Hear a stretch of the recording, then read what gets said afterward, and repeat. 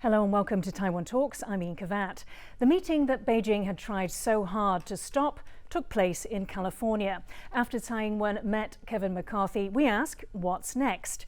With me to discuss this are Lai I-chung, Prospect Foundation President and former Taipei Economic and Cultural Representative Office in Japan Special Assistant; Alexander Huang, Kuomintang International Affairs Director and Representative to the US; and Lev Nachmann, National Chengchi University College of Social Sciences Assistant Professor. President Lai, Alexander and Lev, a very warm welcome to the show today. Following a 2-hour meeting between President Tsai and Speaker McCarthy and more than a dozen bipartisan lawmakers, the two held a joint press conference. Let's take a look. I believe our bond is stronger now than at any time or point in my lifetime. The friendship between the people of Taiwan and America is a matter of profound importance to the free world. We are not isolated, and we are not alone. It is no secret that today, the peace that we have maintained and the democracy which have worked hard to build are facing unprecedented challenges. President Reagan said it best: freedom is never more than one generation away from extinction. It must be fought for and defended constantly by each generation. I reiterated Taiwan's commitment to defending the peaceful status quo, where the people of Taiwan may continue to thrive in a free and open society. I also highlighted a belief which President Reagan championed, that to preserve peace, we must be strong. I would like to add that we are stronger when we are together. Lev, so what did you make of the meeting and the press statement? I think there were two things that particularly stuck out when they were presenting their speeches. The first is that neither Speaker McCarthy or President Tsai said anything that crossed any sort of red line. Instead, what we heard was a repetition of a desire to maintain the status quo and to maintain the strong US-Taiwan relationship that's been around for decades now. The second thing was that there was a strong emphasis, especially from Speaker McCarthy, about the bipartisan nature of the US-Taiwan relationship. And this is something that's particularly important that he even emphasized during the Q&A, that Taiwan in American politics is not something that is only a Republican or only a Democratic issue, but something that both parties value deeply. So as in, doesn't matter who's in office, the support for Taiwan will continue? I think it's been clear for decades that regardless of whether it is a KMT president or a DPP president, both the Democrats and Republicans will continue to support Taiwan policy regardless. So it's not just bipartisan on the US side, you're also talking about... It is bipartisan on both directions. Right, okay. Alexander, do you agree with Lev there? No red lines were crossed? Yeah, because if we read the text and review the tapes, you will see that Speaker McCarthy had, when he mentioned about our bilateral relationship, he tried to stick with American people and Taiwan people. So I think the unofficial nature of the bilateral relationship had been emphasized. But do you think Beijing would find something to pick bones with? I don't think so. I think this is what has been for a long time, because we do not have a diplomatic relationship. And the United States had reiterated its one China policy. So I think it's understandable for people in Taiwan, and I think that the United States, especially at this moment, it does not work for the American interest if they try to cross the line. President Lai, how does Taiwan benefit from Tsai's, sort of last hurrah, this trip, the transits, the meeting with Kevin McCarthy? I believe the transient visit to the United States and also the meeting with the U.S. Senior leadership, that is very important for Taiwan to have a direct personal communications and to reiterate the message clear in person. Another thing about it is that just as President Tsai at her opening statement, she said that we will not feel alone, and will not feel isolated. So those things are very important, especially right now. China tried everything very hard to for the international isolation campaign against Taiwan, trying to cut off Taiwan from its international ties and also trying to lower Taiwan's international presence. And so those meetings and those transitions that will be now being more important for Taiwan than ever. Lev, but Beijing wouldn't agree. They would say that, you know, this is breaking all sorts of rules. I think it's important to remember that it doesn't matter what the US and Taiwan do, Beijing will be upset no matter what. So even if the US and Taiwan keep relations to a bare minimum, that still upsets Beijing to a degree. So even though what we saw here, there's plenty of historic precedent for it, obviously Beijing was still upset, not just because of the nature of the visit, but because historically it doesn't matter what the US and Taiwan do, there's always going to be some amount of reaction from the PRC. Alexander Huang, we talked about the benefits for Taiwan. Are there any disadvantages? Well, I do not see a disadvantage for Taiwan because what Taiwan needs is to be seen by the world. Taiwan has been isolated for too long, and we are glad that we have the visibility that has been raised in recent years, but we also hope that with this higher visibility and recognition of Taiwan's democracy would not bring about military coercion too much, and because we do need a stability and peace in the area. President Lai, does it provoke military coercion? I think that really depends on what China will perceive this, because as long as I can see, also from Taiwan's view and also from the U.S. view, all the transient visit this time and all the public statement has been carefully crafted in a way that we perceive that is not crossing or changing any the previous established procedures. So that if China continue to see this as a provocations, that's Chinese's own interpretation. And I have to say that was the first time that a Taiwan president has met a U.S. House Speaker on U.S. soil.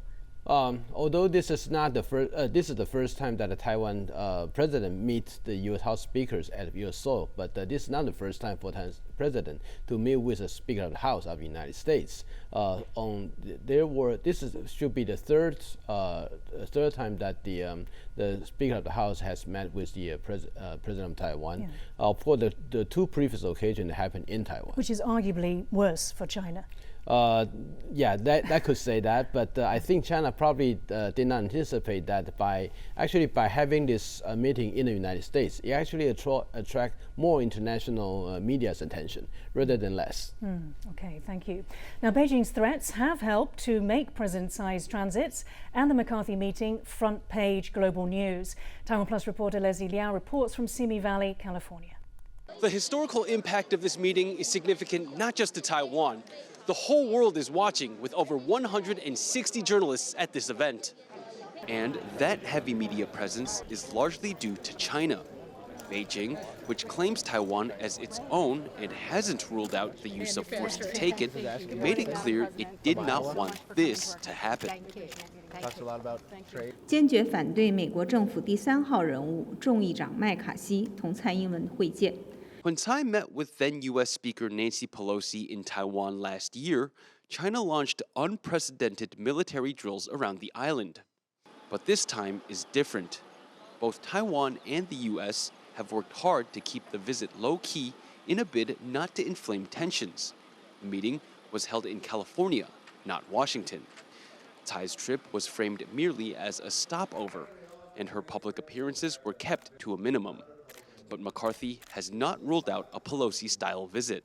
Are there any plans for you to come to Taiwan, or, is there any desire? I don't have any current plans, but that doesn't mean I will not go. And if there comes a time that I go, I would not go as one party only. And I would not go for a simple purpose for myself. And for Tsai, an opportunity to remind the world it must stand united to protect democracy. We once again find ourselves in a world where democracy is under threat. And the urgency of keeping the beacon of freedom shining cannot be understated. This meeting between Tsai and McCarthy is a landmark moment, a rare chance for Taiwan to stand on the global stage, and a clear signal of the friendship between Washington and Taipei. And if today is anything to go by, the two countries will stand by this crucial relationship, no matter the threats from China. Eason Sun and Leslie Liao in Simi Valley, California for Taiwan Plus. Lev, so at the heart of Beijing's criticisms are that somehow US policy has changed, has it? I don't think that the US-Taiwan relationship has qualitatively changed. Instead, what we've seen is a ramp up of the pre-existing relationship. So things like the US and Taiwan having high-level meetings has always had precedent in the US-Taiwan relationship. We're just seeing a qualitatively higher level of those meetings. So even though, I think that the PRC will always accuse there being sort of a change to the relationship because things are getting better and better between the US and Taiwan, the actual changes themselves are still within the confines of things like the TRA, the 3 communiques, the 6 assurances. So is it significant that there was no administration officials that Tsai Ing-wen met? Of course. I still think this shows that the US and Taiwan are not trying to cross any sort of red line that would hint at a formalization of the relationship. We're still seeing a very high level, but still unofficial relationship between the US and Taiwan. Alexander, would you agree with that? Well, from the standpoint of Taiwan, we still think that a gradual improvement of bilateral relationship, including more official contact, is still pursued by Taiwan government.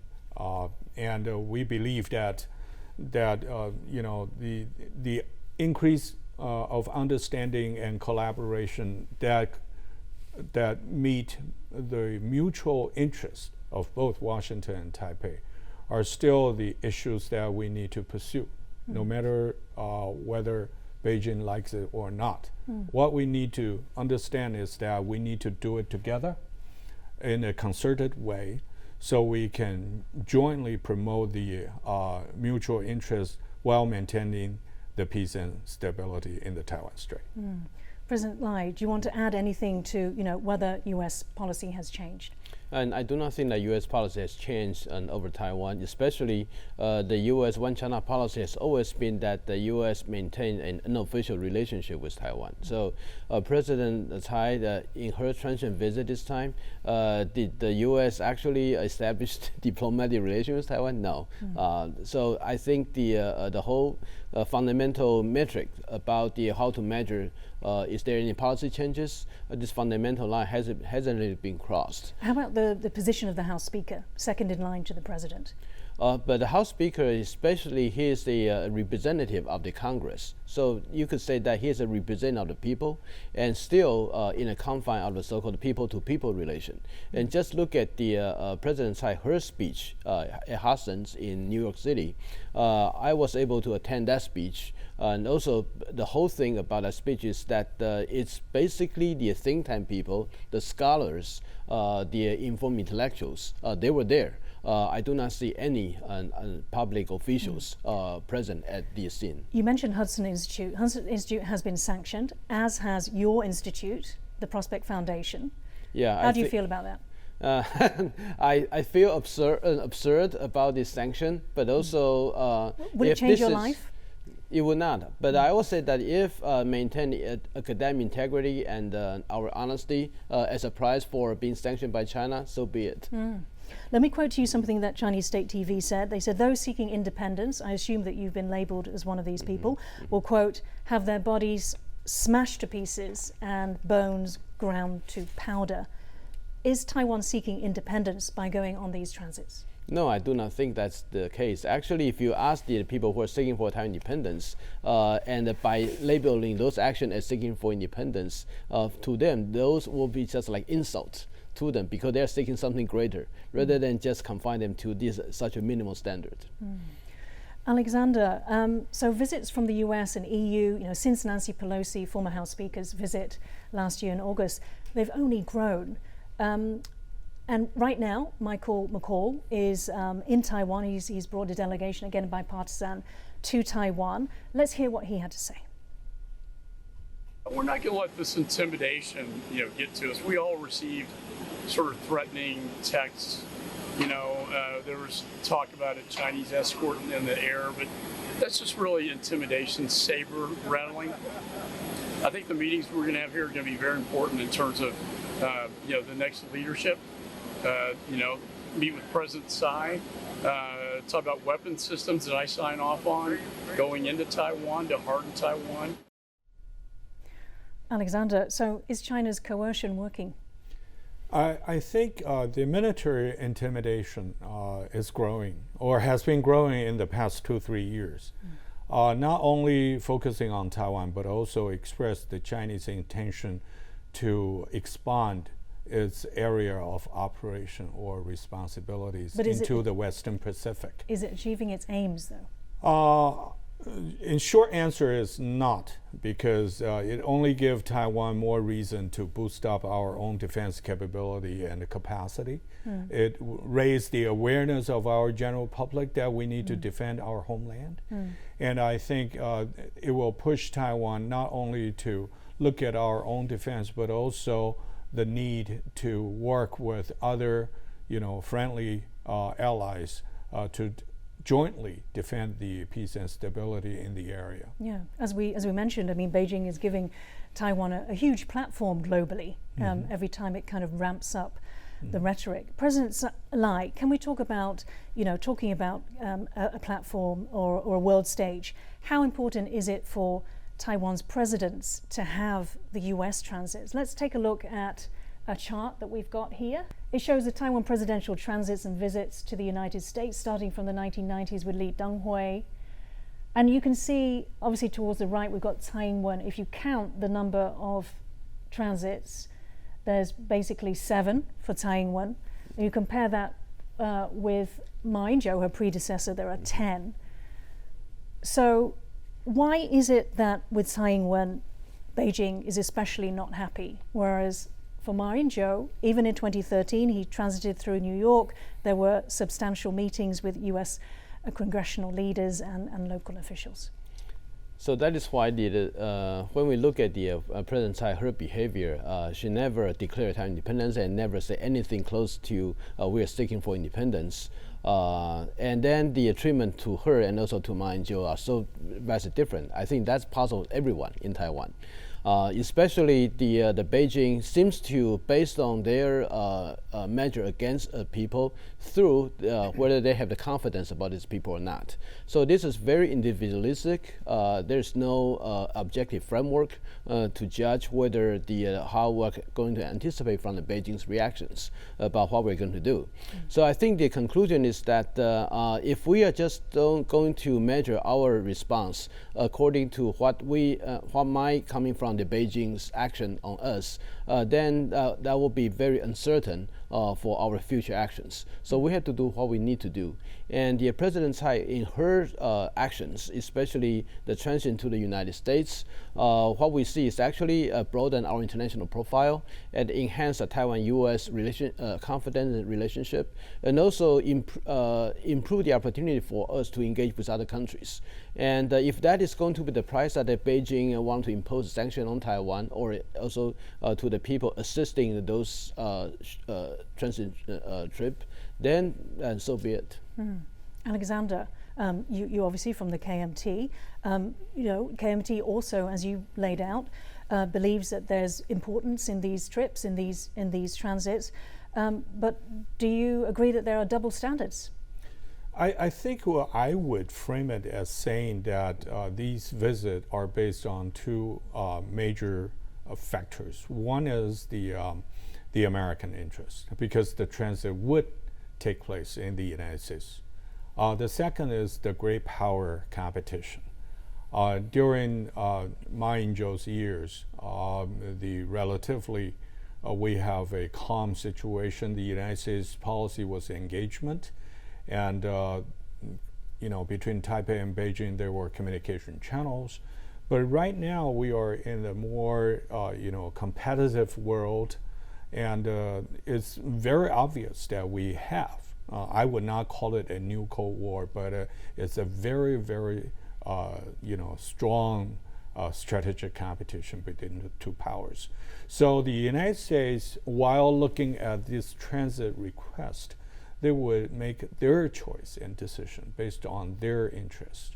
And we also need to be very careful when we try to promote our visibility and interest and take the Americans' consideration into our own consideration. That's what the friends are.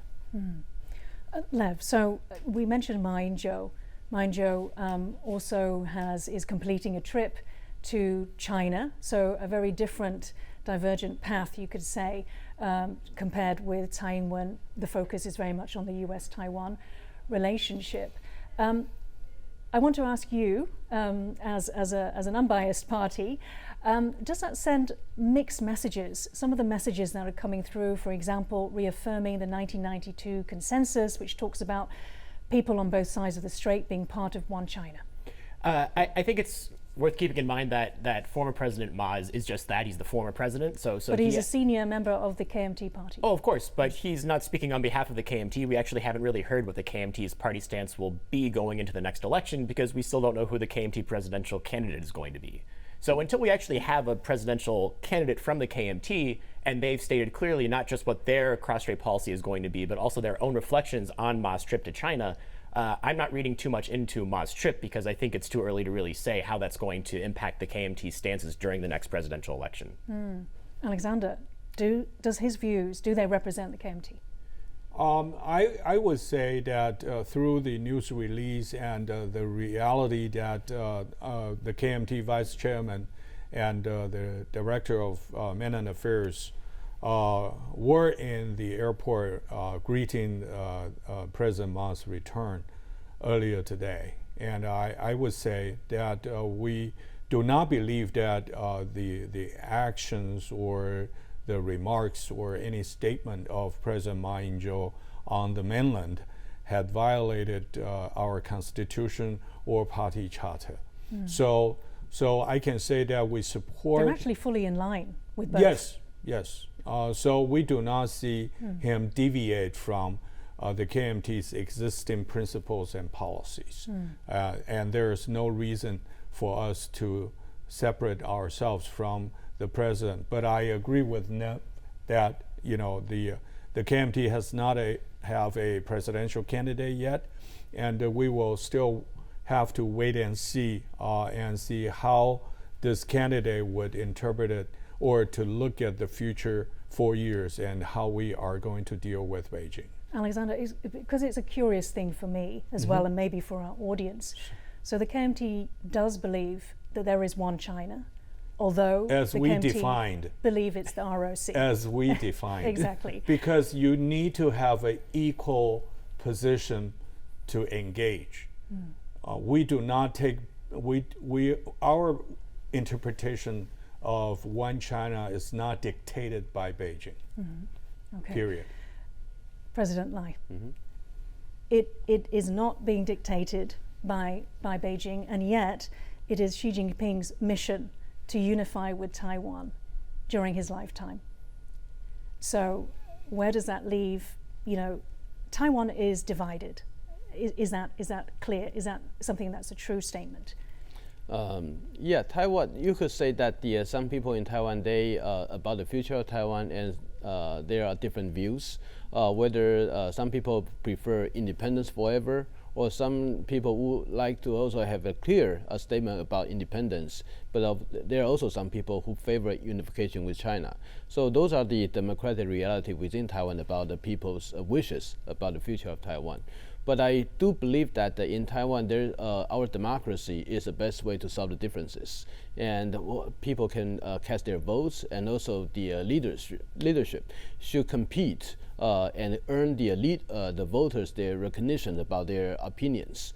And in terms of what Ma Ying-jeou's visit to China, although right now that whether that Ma Ying-jeou's visit can reflect the KMT's positions or represent the KMT's future policy on China, that is remain to be seen. But we do see that there are several contradictions that the Ma Ying-jeou's visit to China this time is inconsistent with the Ma Ying-jeou as a president, his policy toward China, especially when he talks about the 92 consensus is based on the both sides verbally adhere to the one China principle, That is the position that during the Ma Ying-jeou as a president in his earlier days, that is very different from what he expressed at that time. And so that we do see that there are... So what did he express? Earlier, when the KMT, especially Ma Ying-jeou as a president, he talks about the 92 consensus, one China, different interpretations. But this later on, especially during the President Ma in year 2015 when he met with the Xi Jinping in Singapore, he started to adopt the Chinese version of 92 consensus that both sides verbally committed to the one China principle. And this time in his visit, he also come out and repeat that phrase again, and not just once, but several times. Although it intertwined with some of these statements about like Republic of China, but I think it is the 92 consensus that they adopt the Chinese version of it. That is the most serious thing that we do think that that is worthy of attention. So the one China principle, sorry, Alexander. Yeah, I think KMT has been enlightened by the American friends because both Beijing and Washington are talking about one China, but with different interpretations. Beijing continue its position as one China principle, but the United States insists of its own one China policy. So I think we were enlightened by our American friends when we talk about one China. Okay, maybe we'll come back to that. So far, Taiwan's defense minister says he doesn't see Chinese military action escalating to the level seen after former US House Speaker Nancy Pelosi's visit to Taiwan. Beijing has sent a carrier group to waters east of Taiwan, the first time aircraft carrier the Shandong was seen in the Pacific. The PRC initiated military drills and threatened what it's calling on-board inspections in the Taiwan Strait. President Lai, could these on-site inspections lead to confrontation? And is that the purpose? We do not know. And of course, when we look at the action that China exercised this time, it seems that they have a less military connotations, but more in terms of other law enforcement connotation in order to enhance their view about Taiwan being a part of China. But that really depends on how the Coast Guard ship will do, whether they will actually inspect the Taiwan ship or even try to tow away some of the Taiwan ships should they not comply with Chinese demand. So that really depends on how the PRC will do. But right now we haven't seen anything that they're closer to the conflict. But the less of the military confrontation actually have been compensated by China with the increase of the political coercions and political campaign. And for example, my foundation and me have been sanctioned by China. That's just one thing. And also there are, during the transient visit to the United States, there are the Chinese mobilizations, whether that's from disinformation or from the Chinese pro-China groups for the campaign to protest against the President Tsai, and also domestic in Taiwan that we also saw the coming different statements or the news regarding some of the things that had never happened, such as the Guatemala's senior official visiting China, but that has been repudiated by the Guatemala president. So those are the things that happened during this time and the transient visit. And even though it's lack of the military action, but political and other forms of the coercion campaign actually increase. Lev, so has China heeded the warnings not to overreact, or actually is it early days yet? I don't think we're going to see a repeat of what we saw in August of 2022 last year. That kind of punishment towards Taiwan would not really fit the actions that we've seen. There's a very big difference between Nancy Pelosi coming to Taiwan and Tsai meeting Speaker McCarthy in the United States. Obviously, Beijing is upset by both of these things, but it's more upset by Pelosi coming to Taiwan than it is Tsai meeting McCarthy in the United States. Obviously, we're still going to see a response of some sort, which we are seeing in the last just couple of days. So we're not going to see no response from the PRC, but we're not going to see the same kind of drastic level of escalation that we saw in August of last year. So do you think that rhetoric that they were using was completely overblown? You know, warned of strong and resolute measures, serious, I quote, confrontation. We're used to, I think, at this point in Taiwan, these kinds of overstated, exaggerated rhetorical devices that the PRC uses when talking about Taiwan. This isn't the first time they've used such flowery language when describing their actions they might take against Taiwan. And this kind of rhetoric, is just, rhetoric. It's just that. What I think we're more concerned about is what kind of actions we see from the military side. I want to take this opportunity still, if we are national security policymakers, we need to be more cautious because we don't like surprises at all. I think the possible maritime inspection over Taiwan registered ships or the shippings coming to Taiwan has been the scenarios in our tabletop exercises for a while. But we haven't seen an evidence. I hope that China will not make our scenario real because the disruption of commercial, non-military shipping is not only punishing Taiwan, it will enrage the entire region and endanger the civil aviation as well as commercial maritime shipment, especially not only Taiwan. On this account, Taiwan is not alone because this disruption would also scare Japan, the Korean Peninsula, even China's own shipment. So this is extremely unwise act, and we hope that the international community can understand the seriousness of this situation. So it seems that they don't want to go with the hard kinetic response, President Lai. Is this something to do with Beijing's desire to play the global peacemaker? I would not say that this is the Beijing desire to play the peacemaker. At least in Taiwan, they try to dilute people's hope that Beijing will renounce the use of force against Taiwan. But on the other hand, in the issues such as Ukraine and others, Beijing did want to play as the role of the global peacemaker through various its proposals. So I think back in Taiwan that in Beijing, their view and their action toward Taiwan, sometimes that really depends on the balances at that particular time and also the circumstances for that specific occasions. And this time I agree that due to the nature of this transition visit and the meeting with the Speaker of the House is happening at the United States and also not in Washington, D.C., so that the Beijing, there is no excuse for Beijing in any way to elevate the kind of detention they wanted to put upon Taiwan. If they did, that would be very unwise because the Beijing will be viewed as grossly violating the status quo that the people wanted to have on the Taiwan Straits. Lev, so I guess that reinforces what you also said earlier. So does China not lose face after all of this hyped up rhetoric, and then the meeting still goes ahead? Well, I think this is why they still have to take an action of some sort, and that's why we're still seeing this kind of military reaction from Beijing. They're not going to allow the U.S. and Taiwan relationship to happen without any sort of response from them, because again, any action the U.S. and Taiwan take together is going to make Beijing upset, so they have to respond to some degree. Now, who exactly they're responding to, I think, is a question that we're trying to understand better. Are they trying to, perform these actions for the international audience, for their own domestic audience, for a Taiwanese audience? I think that's really what we're trying to better understand here.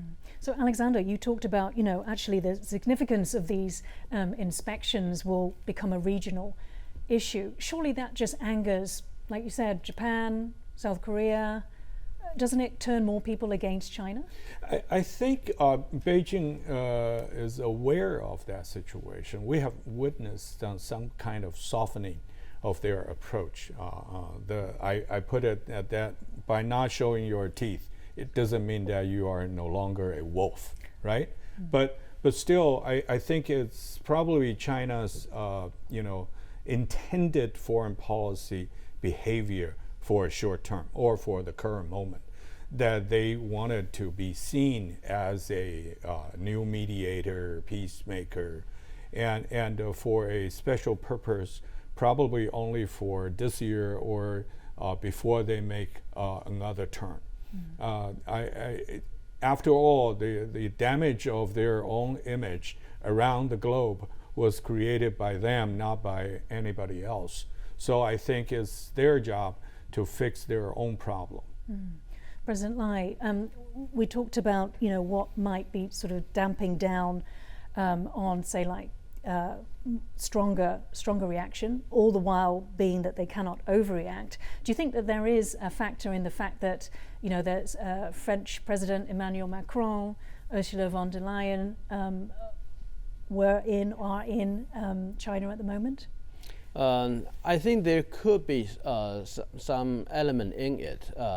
Not because of the both Macron and the van der Leyen, their presence in China will articulate the kind of the China-Taiwan issue. But should Xi Jinping and China decided to escalate the issue, it would basically derail the whole meetings between Xi Jinping and Macron as well as with van der Leyen. Especially van der Leyen, before her visit to China, she made a public speech at Brussels. At that time, that she even talks about the importance of maintaining peace and stability across the Taiwan Strait. And actually, when she visited a meeting with Xi Jinping this time, she also reiterated that positions of the European Union. So that should the tension actually escalated, then it will basically derail the whole purpose of this meeting, and which she tried very much trying to avoid. Lev, so let's end on the final note, which is you talked about how Beijing actually cares about US House Speaker coming to visit Taiwan. Now, this is obviously still on the cards, with Kevin McCarthy not ruling it out. So what next now? Like the speaker said, I don't think he has any plans to come right now. I think this is really sort of a remarkable moment for Taiwan. In the United States, there's often a common wisdom that if any U.S. politician wants to come to Taiwan, Taiwan will say yes, because Taiwan is not in a position to turn down American allies who want to visit. But what we've seen here is actually quite a diplomatic accomplishment for Taiwan to be able to have the agency to tell Speaker McCarthy, now is not a good time for you to come visit us. And McCarthy respected those wishes. So, even though I think there is still a desire for McCarthy to come to Taiwan, I don't think he's going to come unless the Taiwanese government acknowledges to him that now is a good time for him to come. So even though it's still a possibility, I don't anticipate we're going to see it anytime soon. Alexander? A better communication between Taipei and Washington, a better trust would enhance the bilateral interests better. So I think we will continue to work not only with Washington, but all our international friends. And we want to be transparent, we want to be honest, and we want to share your interest, and we want to expand our common interests. President Lai, give you the last word. I do not think that the issue is about whether the McCarthy will visit Taiwan or not, but basically is what way that we could have the better to improve the Taiwan-U.S. relation and substantiate the content above it. And also, I just hope that the transient visit from Taiwan to the United States to other country could also repeat it and replicate in our transient visit to other countries. For example, if should we visit Vietnam, then how about transient through the Czech or through other countries in Europe? I just hope that could also enhance our actual engagement with other countries as well. So, President Lai, you talked about that to enhance. The goal is to enhance the US-Taiwan relations, but it's never been better than now. Yeah, but I want it better, right? So sky should be the limit, isn't it? At the same time that Tsai Ing-wen was making her transits in the US, former KMT President Ma Ying-jeou was visiting China. Our next guest, Rupert Hammond-Chambers, President of the US-Taiwan Business Council and Managing Director, Defense and Security of Bauer Group Asia, explains how these two trips paint different paths for Taiwan's future. Kevin McCarthy was never not going to meet with President Tsai Ing-wen, was he? No, he was not. He was always going to exercise his right, as he sees it, to meet with Tsai Ing-wen here in the United States. And based on his comments, he still absolutely reserves the right to travel to Taiwan at some point in the future and meet her in Taiwan as well, or whomever the Taiwan people elect as president next January. Now, given all of Beijing's rhetoric over this meeting, what retaliation are you expecting? Who knows what's in the mind of Xi Jinping and the People's Liberation Army? I think the way I would answer that question is that the United States absolutely has a right to conduct a relationship with Taiwan, as does Taiwan with the United States. And any action that the Chinese take is their responsibility. It's not the responsibility of Washington, D.C. or Taipei to concern themselves with these matters. Both Taiwan and the US should conduct their relationship as they have done over decades. And this perfectly falls in that line. Tsai has undertaken 7 transits through the United States, and I believe this is the 29th transit a Taiwan president has taken to the US since 1994.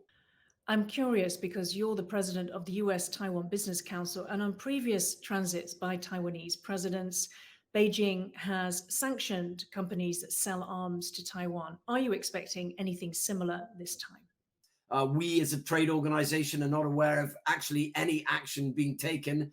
So I would suggest to you that the primary goal of these announcements from Beijing is really for domestic political consumption in China, to transmit to the Chinese people that Beijing has some leverage in all of this when they really don't. You say that Janet Yellen and Gina Raimondo have questioned the centrality of the US-Taiwan commercial relationship. Can you tell us why you think Taiwan is so key to the US? Absolutely. The concern emanating from Commerce and Treasury in respect to statements by their respective secretaries focuses in on Taiwan as a supposedly dangerous place for multinational companies to do business. This, of course, plays directly to the effort by the Chinese to place downward political and military pressure on the island and to discourage investment, to discourage countries and companies from engaging Taiwan economically, and then by extension weakening Taiwan, which makes it more vulnerable. While Janet Yellen and Secretary Raimondo aren't obviously cooperating or coordinating with Beijing, they are playing to Beijing's approach here. The stronger Taiwan is, the safer it is, and the more it can discourage, PRC adventurism, but also because the sunk costs from global multinationals in Taiwan are absolutely enormous, and companies do not want to stop doing business with Taiwan, particularly the semiconductor industry. Obviously, that's receiving a great deal of play, but there's a lot of activity in other areas, including AI, and leading multinationals want to not move away from Taiwan, but actually expand investment on the island. And we've actually seen that from leading companies like ASML in Holland and Google, among others. So the trip by President Tsai Ing-wen to the US is coinciding with a trip by former Taiwan President Ma Ying-jeou to China. I want to dig into what messages these trips are sending. Yeah, well, first and foremost, I don't think it's a mistake that the two of them are traveling to China and the US at the same time. I believe that there is a significant piece of this which is about Taiwan domestic politics and the vision that the Pan-Blue Alliance under the Kuomintang and the DPP have for a future Taiwan government, which will be decided next January, as we touched on earlier. Ma looks as if, or appears as if, he's been making some progress in respect to framing and discussing with the Chinese how a KMT government might hit the ground running in re-energizing relations between Taiwan and China under a KMT government. And President Tsai has underscored the commitment that her government has made over the last 7+ years to US-Taiwan relations, and how important that has been to the success of her government, and also to the interests of the United States in the region, both commercial, military, and political. You say the US should pay attention to who is running Taiwan. So could you outline what you believe are the differences between a DPP government and a KMT government? Well, I think that there will be a significant shift, or a shift, of course, is that the KMT view a relationship with China in a more positive frame than the DPP does. And they believe that launching and engaging on that relationship will reap benefits to Taiwan's national security, and as a consequence, reduce tensions in the Taiwan Strait. And that may well be the case, at least in the short term anyway. During the Ma and Obama years, we had an accommodationist policy approach by both the US government and the Taiwan government. And certainly tensions appeared anyway for periods to have lessened during that period. However, it turned out to be a false positive, as the Chinese built islands in the South China Sea, militarized those islands after assuring the United States and others that they wouldn't do that. And of course, the rearmament of China's military and One Belt, One Road, other actions that have raised concerns about China's intentions, both within Asia as well as around the rest of the world. So with the KMT, I think we know a little bit less about what that China engagement would look like and what sort of disruption it would have on legacy US-Taiwan relations. You also note during that period under the Ma Ying-jeou administration and Barack Obama in the US that arms sales to Taiwan were cut back significantly. They were. We had a 4.5-year arms freeze from 2011 to 2015, in which the Obama administration refused to sell arms to Taiwan for fear that it would disrupt US-China relations. And of course, we continue to reap the consequences of that even today, as during that period, the PLA continued to accelerate its force modernization, and the military imbalance in the Taiwan Strait started to grow. It was a calamitous decision, and has actually worsened cross-strait tensions and has contributed to instability in the region. Mark Milley, in an interview with Defense One, said that the rhetoric on war over Taiwan needs to be dialed down. What do you make of that? General Milley is absolutely right. I think the way this story has played out actually has its roots back in last October and November, when we were continuing through all of last year and even further back to have these series of proclamations here in the US from senior officials, uniformed and civilian, about arbitrary dates in which Taiwan might be attacked. And it was creating a sort of circular firing squad here in the US, and really very unhelpful, candidly. Certainly no one wants to be cavalier about the threat from the PLA and from the Chinese Communist Party toward Taiwan and peace and security in Asia Pacific generally. But the rhetoric around these dates was very unhelpful.